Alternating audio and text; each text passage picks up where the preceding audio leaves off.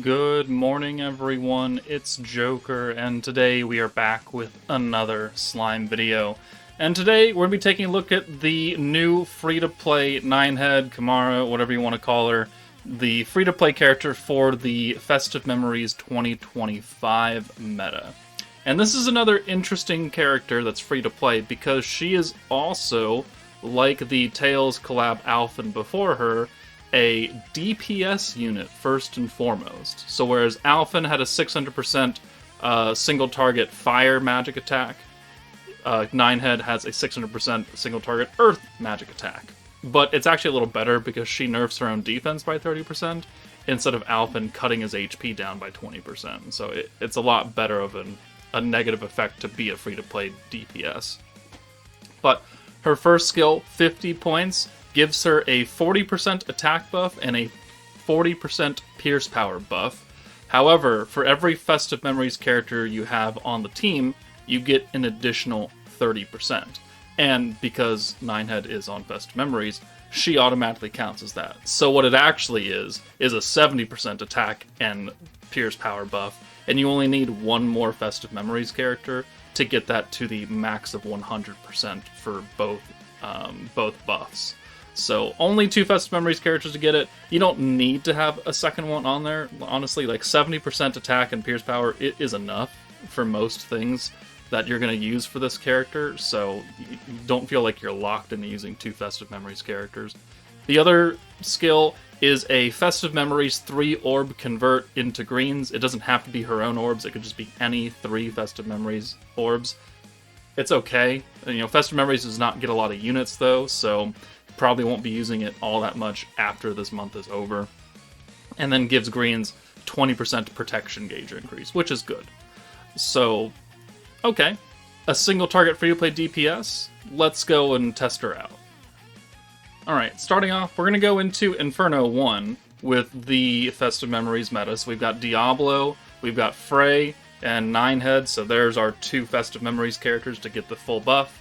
And then we've got First Anniversary Milim for an ult buff and orb change. We've got VOC Violet for a magic buff. And then we've got Wielder of Magic Hinata for the element buff. So everyone on this team is doing something, but they're all fairly older characters minus, the new Festive Memories units. So, I mean, she's been around for 3 years, 2 years, 2 years essentially. This really shouldn't be that difficult. And because Kamara has a whole bunch of buffs for herself, I mean, we need someone to activate Pierce Rate, and that's what Frey is doing, but you could very easily bring Gobwa or the Divine General Masked Hero. And if you bring the hero, you automatically get 100% Pierce Power. So in some cases, and depending on your team build, if you don't have two Festive Memories characters, you'll actually benefit more off of that than anything else. So turn 1 for beatdown, it's built for Nine Head, so we just bring her in, and we could take Violet out for Frey. And we could do the Festive Memories convert, and then the green buff and the Frostbite ability. So this is going to give us a butt ton of skill points for turn 2, and more importantly, a protection gauge for Diablo. And because Ninehead is not an EX character, we don't need to get an EX ult with her. We don't need 2 ult gauges. We just need 1. And we're going to get that from Diablo. And it's not going to be very difficult. Okay, cheeky counter. Alright, we sent one back. Alright, cool. So, the beatdown battle has crit, synergy, and Aegis resistance, so we are focusing purely on Pierce right now. So let's convert, and we don't need to watch that. Boom. Alright, so we already have an ult for her. Let's go ahead and use her buff now. Boom. And then we can send her away next turn, or this turn, sorry. So let's take out Milim. Yeah, and then let's use the magic buff. That way we can hold both of those on Nine Head, and then we'll do this. So 1, 2, 3, 4, 5, 6. Alright, so that's an EX ult with Frey. That's cool. We could have used the ability to bring the ults to the front, but I don't really think it's necessary right here. We're going to kill quite easily. We're pretty much capped out on points. Again, no, we are capped out on points. It's not pretty much, we are. So we can go ahead and take... oh, well, Violet doesn't have any orbs. That's unfortunate. However, not a problem with Frey here. So we can bring Nine Head in. No orb for Violet, which means no orb for her. But using the ability, we can just pop one in for her now. Boom, there it is. It's only one, it's only the ult, but that's the only one that matters.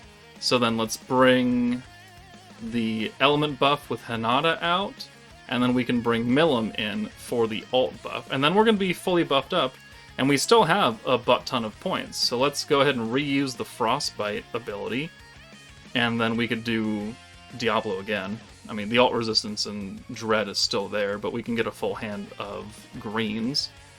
And now, we'll send the support ult, we'll send Kamara's ult, and then if for some reason Milim doesn't die here, well, we have some follow-up orbs. Let's make sure the ults are on, though. Okay. So Frey, we don't really need to watch her. She does 514k. Alright, she's a support ult, not a big deal. But then Nine Head comes in. It's a very basic animation. She's already had this model in-game for a while because of Story Quest, but she does 10 million damage. You know, she's a free-to-play unit. And besides Frey and Diablo, we're using characters who were 2 years and 3 years old. And that's, you know, what if we were to replace them with some more recent characters with better, cheaper, well, same cheap, but better, more powerful buffs. 10 million damage in 3 turns for a free-to-play character is what I call a good free-to-play character. Because a lot of the times, free-to-play units end up being utility, and they don't really serve a purpose on the actual meta team, but, you know, Nine Head is going to put up damage numbers for you. Even if you don't really have a good team, as long as you have someone that has pierce rate, you can get damage out of her, which is great. Alright, next up, we're going to put Nine Head with Danmachi Hestia, who is a green converter, which is good, and stacking element damage, alongside some more, you know, older characters. This time we've brought the Summer Shuna for the ult damage, Rain for the magic buff. It's not going to be very strong, but it's there, but she's mainly here for her green buff that lasts for 3 turns. We've got Fount of Wisdom Albus for the pierce rate and resistance down, which will activate Kamara's 70% pierce power. And then we've got the Masked Hero for crit, which is just a little bit extra damage. But this team is full of older characters who, with a newer protector. And that is a blessing and a curse in some ways, shape, and form. We're also going type neutral now against Mirren in the burst battle, part of the three-way event, whatever it's called, 3-way battle. And this Mirren, 1, has 80% ult resistance for like 5 turns, so we can't really nuke early. And any damage that we do for the first 5 or 6 turns, she just heals back. So we really are in this for a long run, because we need to nuke on like turn 8 or turn 7 or turn 6. We're actually, with this team, we're going to have to double nuke because we are lacking a little bit of power because we've brought some pretty inferior support characters at this point in time. You know, 50% pierce down and pierce rate is cool. The crit, I mean, we know that crit isn't super great now anymore compared to Aegis and Synergy, but we can't use those against Mirren, otherwise it would be a whole lot easier to do. And we can just show that even type neutral, given enough time, like Nine Head can do damage for you. She can nuke, and especially if you have newer support characters like Blanc and Fern, or, well, maybe not Fern, because Nine Head's not going to get the EX buff, but Freerin maybe, and some other good characters, Soka or something, that we would do a butt ton of damage much, much quicker. But we're using the rewind early right here because I want to get more skill uses in early. That way we can get Hestia closer to being buffed up. She's at 28% right now. Still need to use a number of skills to get her to that 40%. And unfortunately, we did not get a full hand. So we're going to send 5 green orbs. Still gets us points, still gets us Hestia for next turn. But I would have rather had gotten a full 6 hand off of the rewind turn. Kind of the one downside to Hestia and Himmel with their future converts, they don't hit rewind turns because it's only at the start of the next turn, and a rewind is not the next turn, it's just the same turn. So we've got the ult, we're going to send her away for now, and then we'll wait until the ult resistance comes down, not next turn, but the turn after. So 1, 2, 3, 4, 5. Again, not a full hand. I think I messed up on how I used that hand though. I think I should have swapped Nine Head out first and then used Hestia, and then we would have gotten a full hand.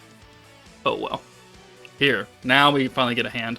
The alt resistance is about to go away. So on what, turn 6? Yeah, turn 6. So we can start doing damage next turn. And it's not like we're down on points either, because Hestia is just that strong. On point, 110 points every time we use her. So let's just go ahead and use a couple more skills to get her closer to being buffed up. This gets us a Shuna alt, which I guess is cool. Not the most important thing. We're not gonna nuke with her on this coming turn, but we are going to use her buff. And so there's the heal. So any damage we technically did is gone. So this is where we can really start to hurt Mirren because she doesn't heal anymore. So let's use the alt buff. We have a lot of orbs for her, so we'll just bring in Nine Head for her. And then we'll use the orb change, the pierce, the crit. We already have her buff, her personal buff going, so we don't have to use that again, I don't think. And then we could bring, and we already used the rain buff as well. So let's just go ahead and send it. 1, 2, 3, 4, 5, 6. And I guess we can bring rain in for Albus. We get 2 ults. This one's not going to be nearly as strong, but whatever. So rain, 154. Alright, cool. Nine Head, 1.3 million damage. Now, for older players, that's not going to be a whole butt ton. But for newer players who lack a single target DPS because they didn't pull one from the meta banners, they didn't really get a good unit pick out of their tutorial multi and their tickets, Nine Head, it can be good. And what's extra good is that it's an Earth character. And Earth is historically really bad because they just don't have a lot of units. But this is turn 7 and we have enough orbs and gauge to get another Nine Head alt, so we could double nuke in this fight. And so if you found yourself struggling a bit because you didn't maybe have a dedicated single target DPS, well, now you do. You can use Nine Head, and you could use some version of this team, hopefully with better characters, to support her.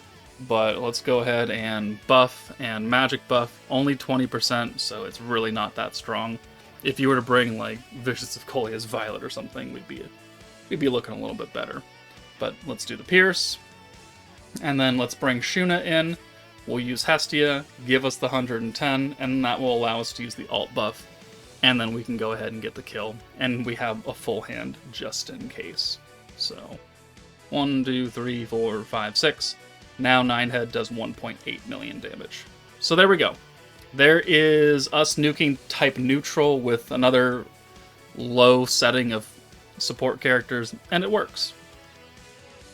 Alright, and the final team I have for you is going into the Chamber of Memories stage where you cannot use EX units. So, we're going specifically into the Earth stage, so we can use Kimura at full power. We've got the first anniversary of Eldora, because he's a green protection character, buffing magic attack, skill reset. We've got Light Raphael from New Year's 2023. Pierce rate and 50% ult resistance down is going to work well. Free-to-play Isis for the green buff and orb change. We've got the Don Machi free-to-play Soka for another orb change, and also the stacking magic attack and pierce down. And then we've got first Anti-Melon for orb change and alt buff.